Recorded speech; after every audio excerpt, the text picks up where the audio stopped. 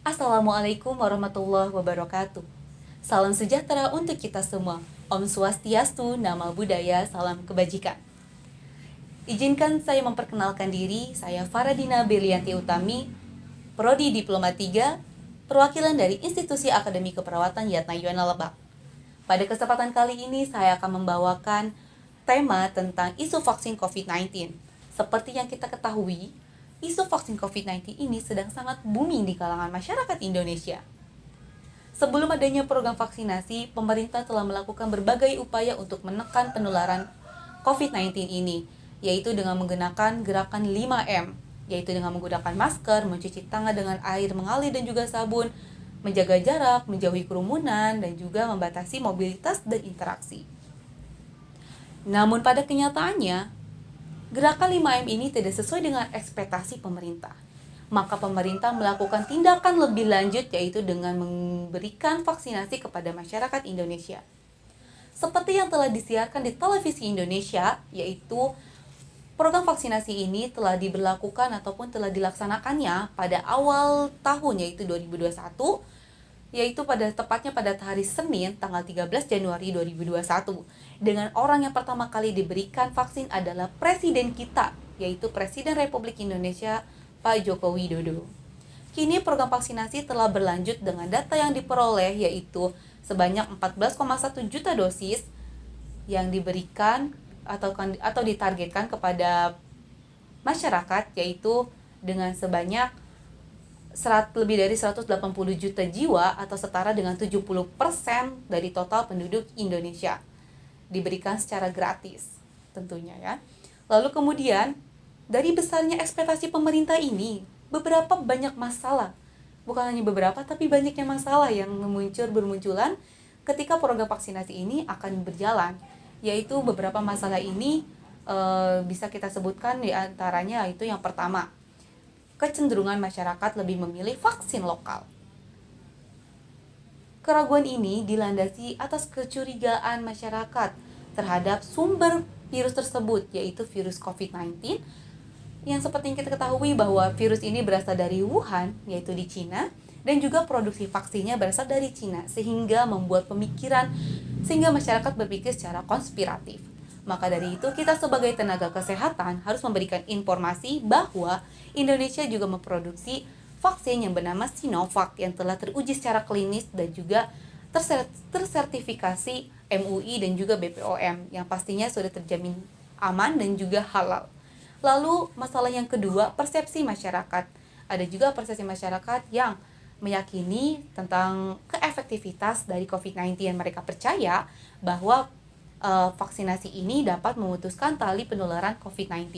Lalu ada juga persepsi masyarakat yang kurang yakin akan adanya vaksinasi, yaitu mereka beralasan bahwa vaksin ini tergolong mahal dan juga khawatir akan adanya efek samping. Maka dari itu kita harus memberikan edukasi, informasi kembali dan juga testimoni tentunya kepada masyarakat yang tentunya pada masyarakat yang khawatir tentang efek samping ini. Testimoni ini perlu dilakukan kepada masyarakat. Lalu masalah yang ketiga adalah kelompok anti vaksin. Kelompok anti vaksin ini berpendapat pada pendapatnya masing-masing, bahwasanya dengan menerapkan protokol 5M saja bisa menurunkan angka penularan COVID-19. Lalu masalah yang keempat adalah tindakan masyarakat apabila pandemi COVID-19 ini tidak berakhir di tahun 2021. Ini mereka mengaku bahwa mereka akan beraktivitas normal seperti biasanya tanpa menghindari acara ataupun kegiatan dan hal-hal yang dihindari oleh pemerintah. Lalu, bagaimana sih cara kita sebagai tenaga kesehatan dalam menyikapi masalah tersebut?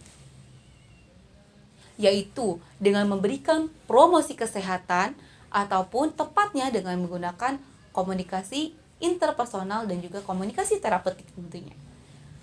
Dan pendekatan ini bisa dilakukan antara tenaga nakes dengan masyarakat ataupun pendekatan dari tenaga kesehatan kepada tokoh masyarakat seperti RT, RW, lalu kemudian disalurkan kepada masyarakat biasanya, yaitu masyarakat sekitar.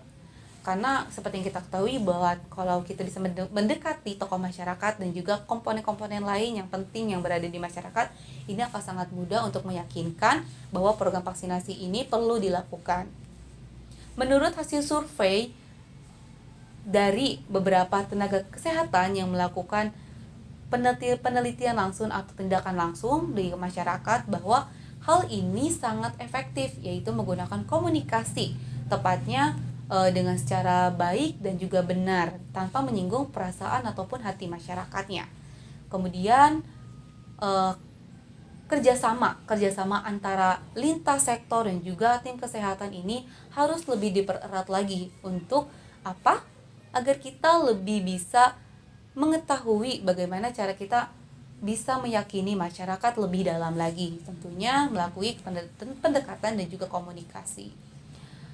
Dan juga harapannya yaitu program vaksinasi ini bisa berjalan dengan lancar sehingga penurunan COVID-19 ini bisa turun secara drastis, atau mungkin bisa menghilangkan COVID-19 ini dari Indonesia. Hanya itu saja pemaparan dari saya mengenai isu vaksin COVID-19. Apabila ada kesalahan dari awal sampai akhir, saya memohon maaf karena manusia tidak luput dari kesalahan. Wabillahi taufiq wal hidayah. Wassalamualaikum warahmatullahi wabarakatuh.